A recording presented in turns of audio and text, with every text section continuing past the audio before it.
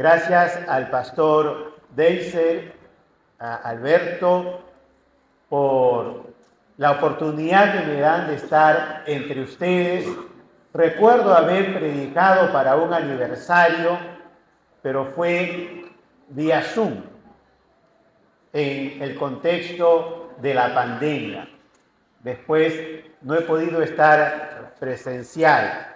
Hoy se ha dado ya la oportunidad, con mucho tiempo reservé estos momentos para poder estar con ustedes y unirme en este propósito de regocijo y de gratitud a nuestro Dios por la vida de la Iglesia, Gracia y Verdad. Siempre trato de hacer una aclaración o pedir la sugerencia de la audiencia cuando predico.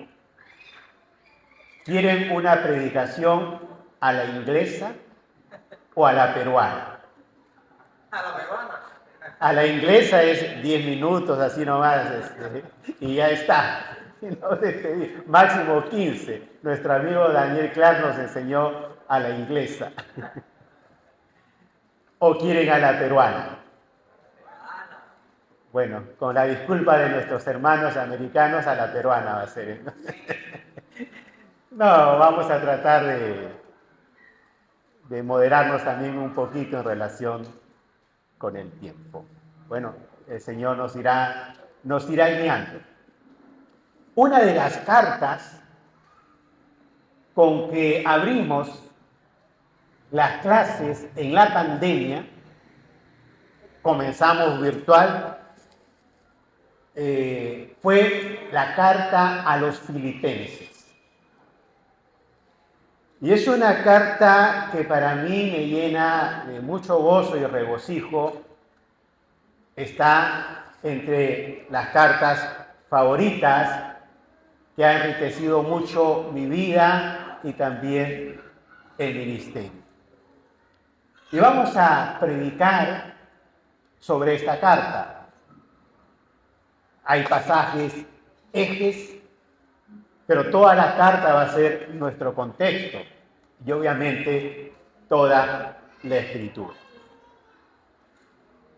¿Por qué esta carta? Porque en esta carta hay una hermosa relación entre iglesia y pastor, o entre iglesia y liderazgo, entre iglesia y apóstol, entre iglesia y misionero. Una hermosa relación que hasta donde tenemos conocimiento se mantuvo en el tiempo. Y cuando hay una hermosa relación, es una carta donde fluye recíprocamente el amor, la sinceridad, la generosidad, el favor de Dios y la oración unos por otros. Esta es la carta entonces que va a ser el texto, la carta base para ese mensaje que Dios tiene aquí también para su iglesia. Uno de los versículos: por nada estéis afanosos, sino sean conocidas vuestras peticiones delante de Dios en toda oración y ruego con acción de gracia. Filipenses 4:6. Interesante cómo el apóstol introduce este versículo haciendo referencia al indefinido de cosa, nada, con un verbo en imperativo, que traducido sería: por nada se afanen o por nada se angustien o por ningún motivo caigan en la ansiedad. Y esta es la palabra que podemos resaltar, la ansiedad, en contraste con la confianza o la fe. Sino, lleven a Dios sus peticiones en oración y ruego con acción de gracias. Otro imperativo, lleven a Dios, el complemento del verbo. Sus peticiones en oración y ruego con acción de gracias. Confronta entonces la ansiedad con las peticiones que se tienen que llevar a Dios. Las peticiones son decisiones. Y las decisiones tienen contenido. Básicamente están compuestas de dos elementos: información y circunstancia. Depende de la actitud que se asuman ante estos dos componentes, información y circunstancia, para determinar si las decisiones que se tomen están orientadas hacia el camino de la ansiedad o hacia el camino de la fe, de la confianza. Por eso el apóstol manda este imperativo: por ningún motivo caigan en la ansiedad. ¿Y qué es la ansiedad?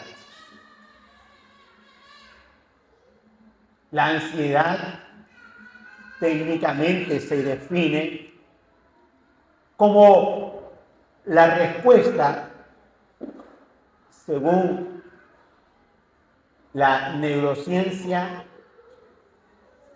la respuesta ante la amenaza o el castigo. La ansiedad significa, en otras palabras, una circunstancia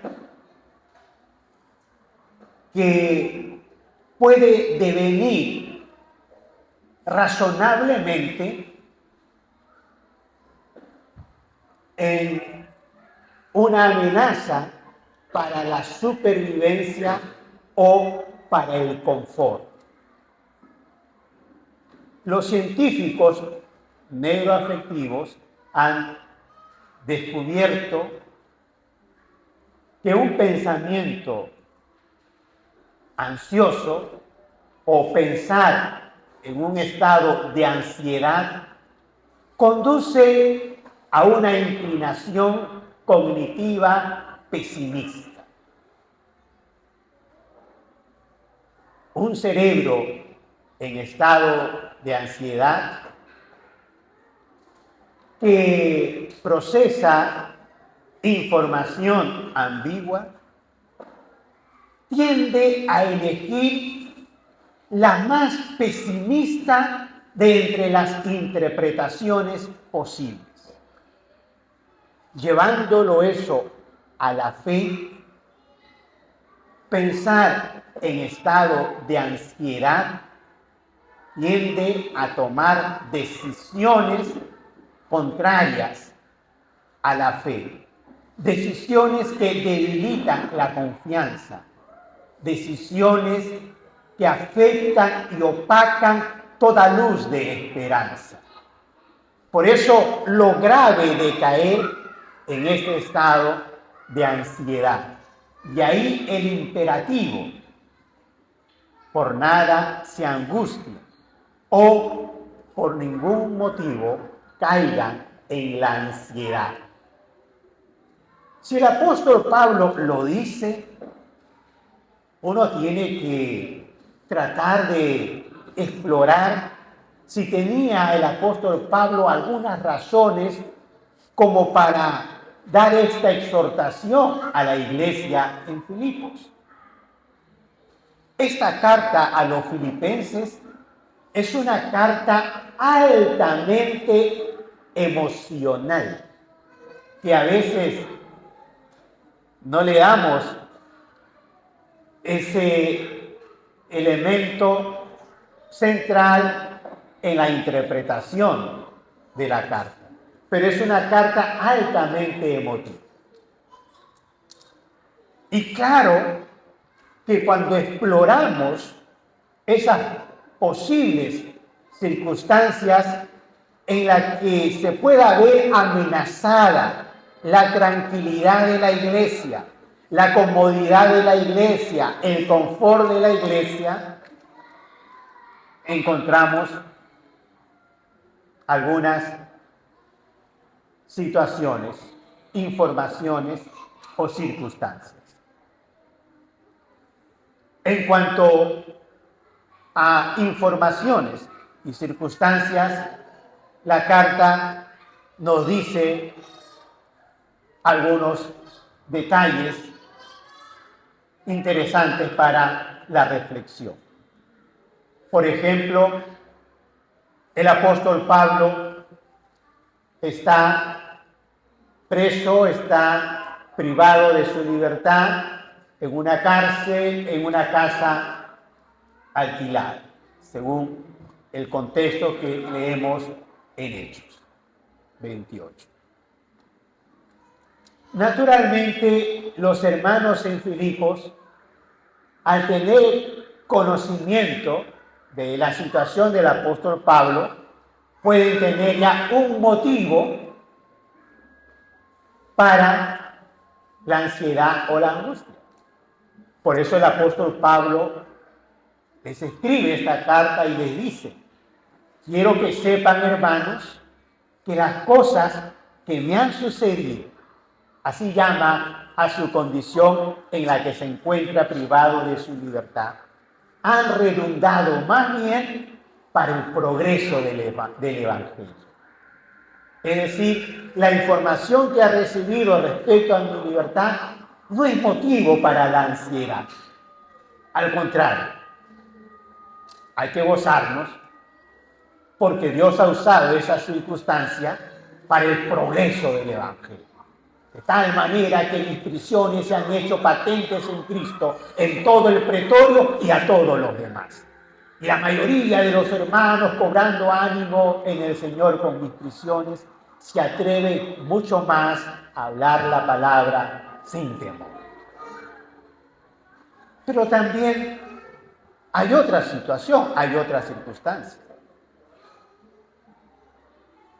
Esto lo dice en el capítulo 1, versículo 12, pero más adelante dice que a vosotros os es concedido a causa de Cristo no solo que creáis en Él, sino también que padezcáis por Él, teniendo el mismo conflicto que habéis visto en mí y ahora oís que hay en mí. Al final de la carta, del capítulo 1, 29 y 30. Es decir, el apóstol Pablo, y la iglesia lo sabía, había visto sus dificultades en torno a las autoridades romanas, pero también había escuchado de esas situaciones que lo han llevado a la prisión, y la iglesia también está de alguna manera siendo intimidada en ese aspecto. Circunstancias adversas que afectan la tranquilidad, el confort de la iglesia, y se pueden presentar como una amenaza para su vida espiritual para su fe y los pueda llevar en desequilibrio a la ansiedad o a la angustia. Si eso se va de alguna manera comprendiendo, suceden otras cosas. La iglesia con mucho amor envía al apóstol Pablo no solamente a una ofrenda, sino envía a una persona, a un mensajero, a Epafrodito, para que Epafrodito pueda atender al apóstol Pablo en sus necesidades, supliendo la presencia de los hermanos de Filipos. Y el apóstol Pablo, con mucho amor, está allí con el apóstol Pablo, atendiéndole, sirviéndole, presto a cualquier servicio. Al punto que el apóstol Pablo, desde su prisión, quiere escribir una carta a los hermanos y necesita a alguien que lo envíe, necesita un mensajero. Y el apóstol se encuentra con la triste realidad: no hay un mensajero. Probablemente él haya hablado a uno: ¿puedes llevar la carta? No puedo. ¿Puedes llevar la carta? No puedo. Y quizás otro un poco más, digamos, diplomático le diría: Pablo, yo quisiera llevarlo, pero en realidad no tengo tiempo. Otro más espiritual: no puedo, pero voy a orar, Pablo, para ver si alguien lo lleva. Pero ese voy a orar a veces es un cumplido. El apóstol Pablo concluye diciendo: todos buscan lo suyo propio, no lo que es de Cristo Jesús. 2:21. Todos buscan lo suyo propio, no lo que es de Cristo Jesús. Refiriéndose a los hermanos que lo van a visitar, que están en el contexto de su arresto allí en Roma. Y a veces sucede eso también en el ministerio. Todos buscan lo suyo propio, concentrados en sus objetivos, en sus intereses, en sus propósitos, no lo que es de Cristo Jesús. Me dio gozo el escuchar en la historia el compromiso de muchos hermanos, y eso es un soporte para la iglesia en el liderazgo. Pero el apóstol Pablo tiene una circunstancia también difícil. Él está enfrentando su adversidad y lo va superando.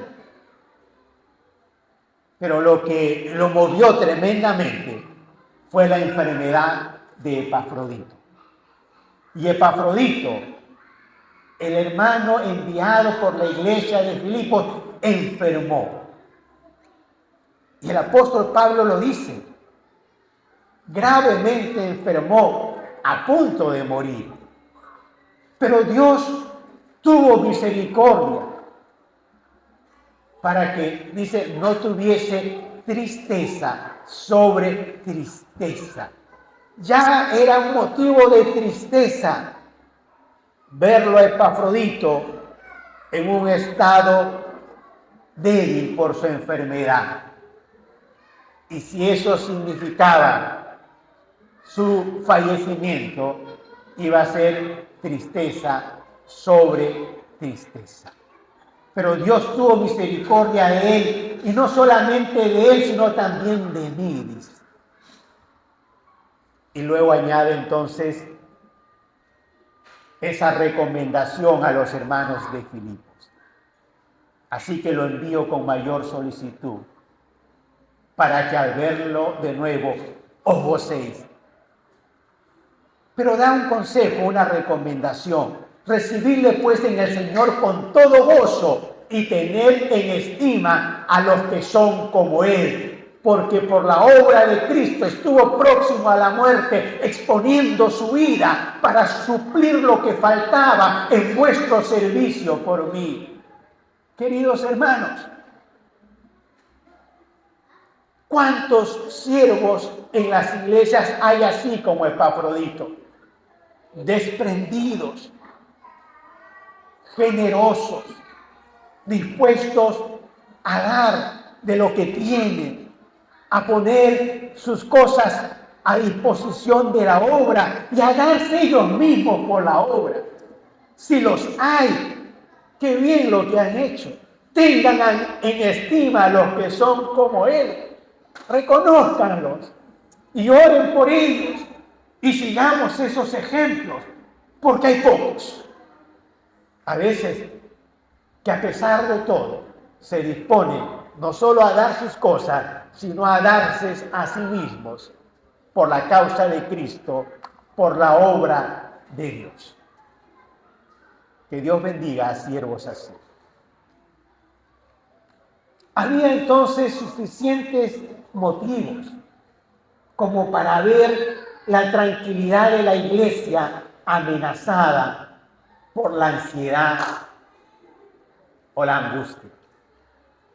Pero el apóstol dice, ninguno de esos motivos son suficientes para caer en la ansiedad, en la preocupación. A esos motivos se le pueden añadir otros más. Por ejemplo, dificultades también económicas. Además de la salud, dificultades económicas. El apóstol Pablo dice, en gran manera me gocé en el Señor de que ya al fin habéis revivido vuestro cuidado de mí, de lo cual estáis solícitos, pero os faltaba la oportunidad. He aprendido a contentarme cualquiera que sea mi situación. Sé vivir humildemente y sé tener abundancia. En todo y por todo estoy enseñado, así para estar saciado como para tener hambre, así para tener abundancia como para padecer necesidad. Todo lo puedo en Cristo que me fortalece. El apóstol Pablo estaba sintiendo también la necesidad económica. Y él no era de pedir a cualquier iglesia, por más que sea una iglesia a quien él haya predicado, enseñado o sido parte de la organización. Porque no todas las iglesias respondían con reciprocidad, en amor y en afecto sincero para con el apóstol. Por eso se sentía también limitado. Pero él esperaba de su iglesia de Filipos una respuesta generosa, porque ya la iglesia lo había demostrado una y otra vez, esa generosidad para con su siervo. Pero a causa de las circunstancias, tiempo, distancia, etcétera, el apóstol Pablo se sentía limitado, pero esperaba esa oportunidad. Por eso dice, no lo digo porque tenga escasez. Y la iglesia de Filipos respondía con su siervo con mucha generosidad.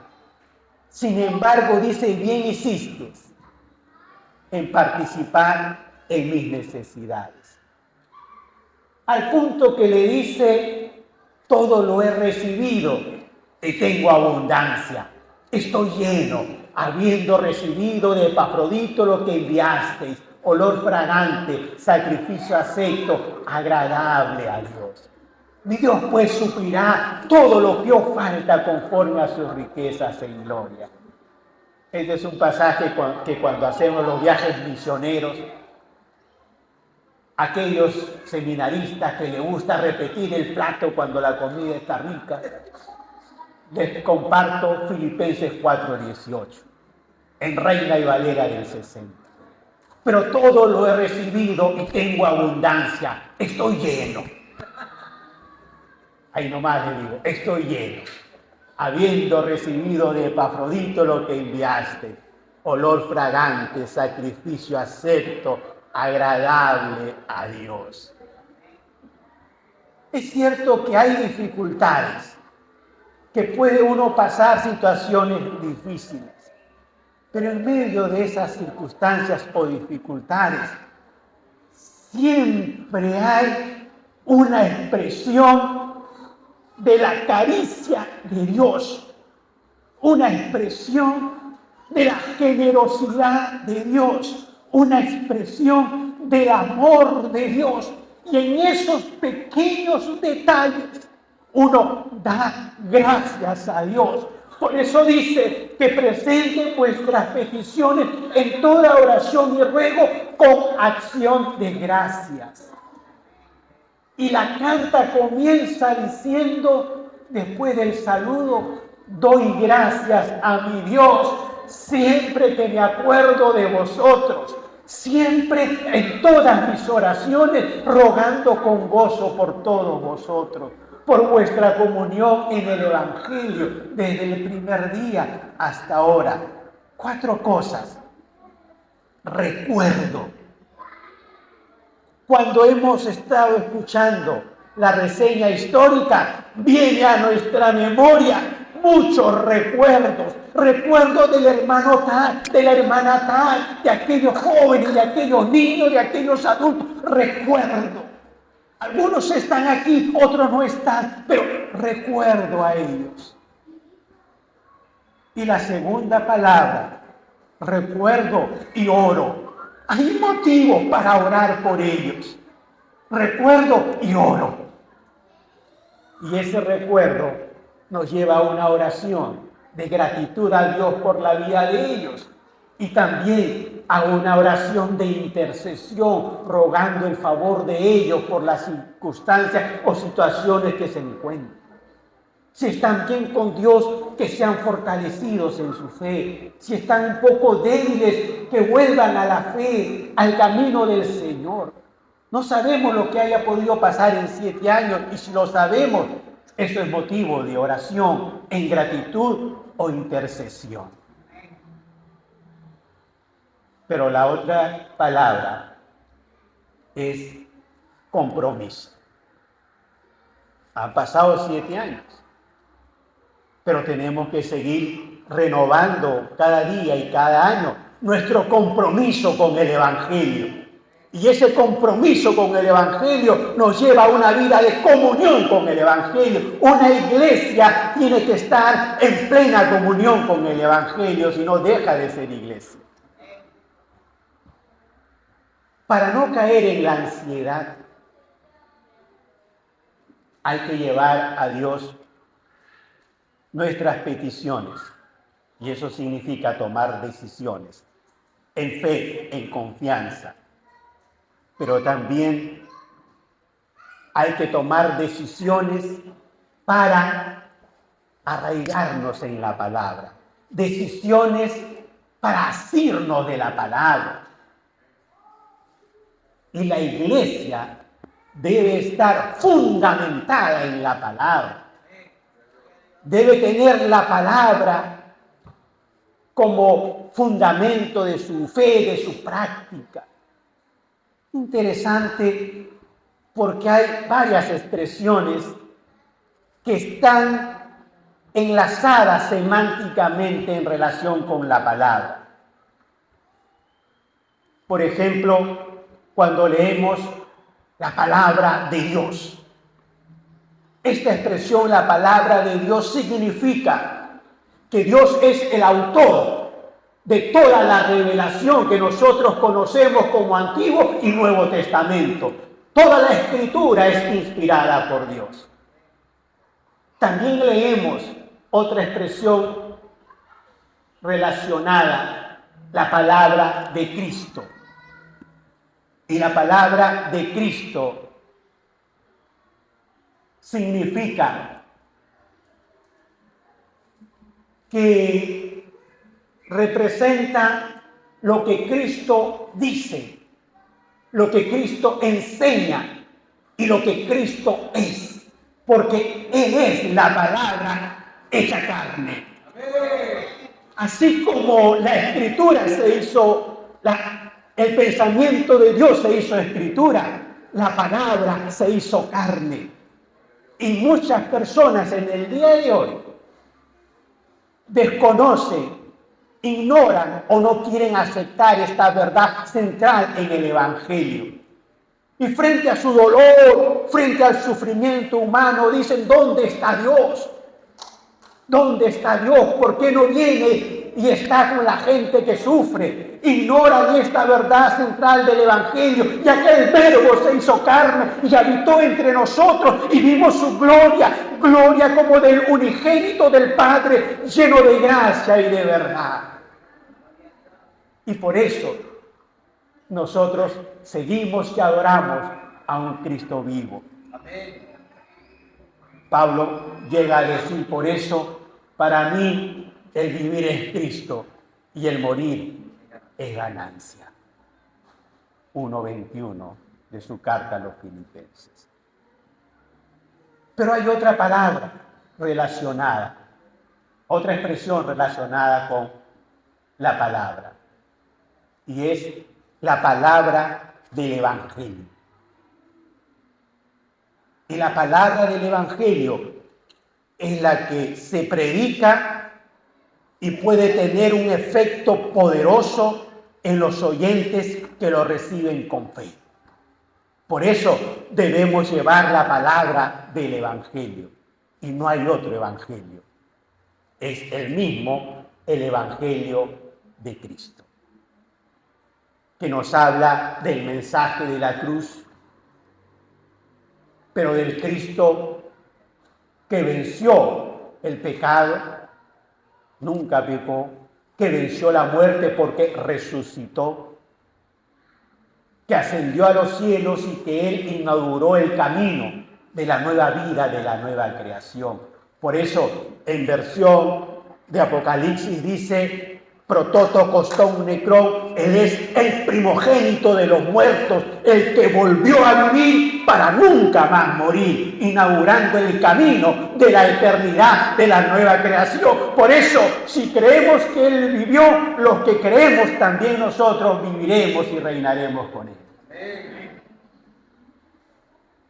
Y hay otras palabras que se desprenden o se derivan de la palabra del Evangelio. Por ejemplo, palabra de gracia. Ese favor de Dios inmerecido. La palabra de la cruz, que expresa ese poder de la palabra con el mensaje de la cruz. Palabra de reconciliación. Fíjese todo lo que se deriva de la expresión palabra del Evangelio. Palabra de reconciliación, porque el Evangelio nos reconcilia con Dios por la obra de Cristo. Palabra de justicia, palabra de verdad. Por eso el apóstol Pablo dice: asidos de la palabra de vida, para que en el día de Cristo yo pueda gloriarme de que no he corrido en vano, ni en vano he trabajado. Filipenses 2:16. Y de esa palabra, amada iglesia, hay que asirse fuertemente, en fe, en obediencia. El apóstol Pablo llega a decir algo muy significativo para un misionero, para un pastor, para un hermano que se ha dado en la obra del Señor, en la enseñanza a los niños, a los jóvenes, a las damas, a los adolescentes, a los adultos, que se ha dado en la obra y por alguna circunstancia está lejos o no está físicamente o presencialmente con ellos.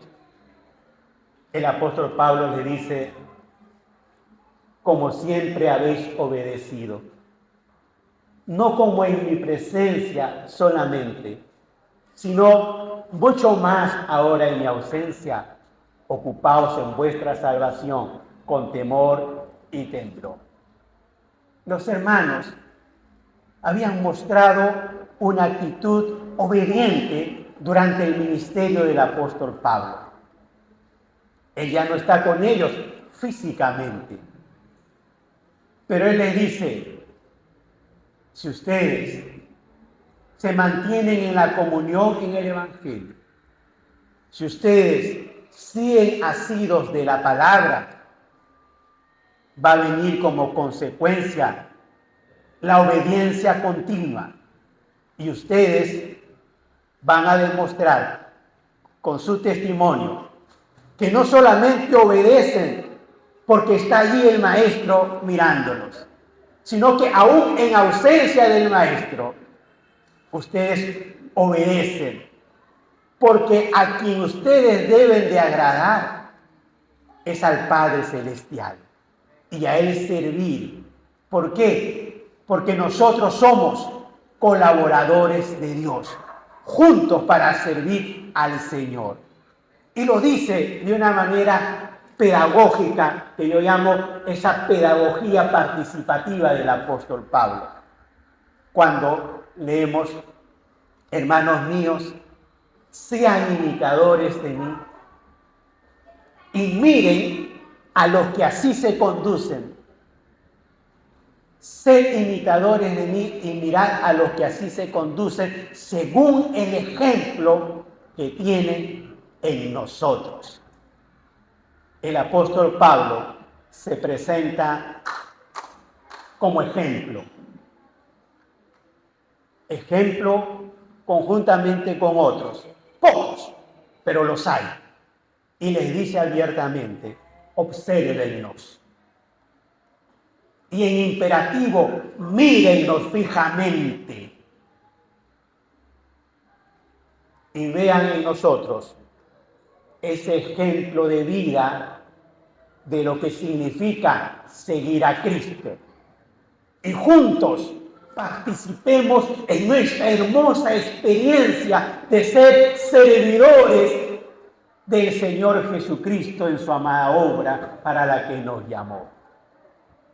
Y eso es lo que yo llamo una educación participativa basada en la observación. Amados pastores, líderes de la iglesia, amada iglesia, nuestra sociedad no necesita creyentes de muchas opiniones, sino creyentes en Cristo de firmes opiniones, de firmes convicciones que sean consecuentes con la verdad. Ética y verdad, y que nos presentemos como ejemplos. Hay una frase que me llamó la atención. Estaba preparando una charla para profesores y me llamó la atención que va en consonancia como ilustración con lo que estamos diciendo. La frase dice que tu buen carácter endulce todas tus instrucciones y que tu buen ejemplo haga cumplirlos. Que tu buen carácter endulce todas tus instrucciones y que tu buen ejemplo haga cumplirlos. El apóstol Pablo llega a expresar esa relación tan afectiva con los hermanos de Filipos y con su equipo en el trabajo íntimo, cercano, como con Timoteo. ¿Y qué dice de Timoteo? Que como a hijo a padre ha servido conmigo en el Evangelio. ¿Qué dice de Epafrodito? Destacando un compañero de milicia, vuestro mensajero y ministrador de mis necesidades.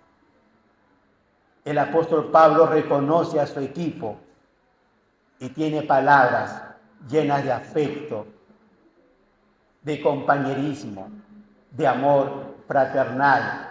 Y aunque él es apóstol, aprende del joven.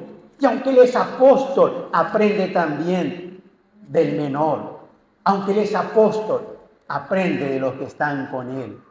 Y también los necesita, porque el trabajo no se hace en solitario, se hace en equipo, se hace en compañerismo. Y eso lo aprendemos del apóstol Pablo, porque para él, aunque uno tenga los diferentes cargos, hay un solo estatus, que lo dice al inicio de la carta. Pablo y Timoteo, siervos de Jesucristo. Ese es el estatus, siervo de Jesucristo. ¿Por qué siervos? En ese tiempo, el siervo no solo era un esclavo que no tenía propiedades, sino que él mismo era considerado una propiedad. Enfatizando aquí con esta expresión el sentido de pertenencia. Siervos de Cristo, porque nuestras vidas le pertenecen a Cristo. Él la compró. Él es el Señor. Él es el resucitado, el que vive y reina por los siglos de los siglos. Asidos de la palabra de vida, para que en el día de Cristo yo pueda gloriarme de que no he corrido en vano, ni en vano he trabajado.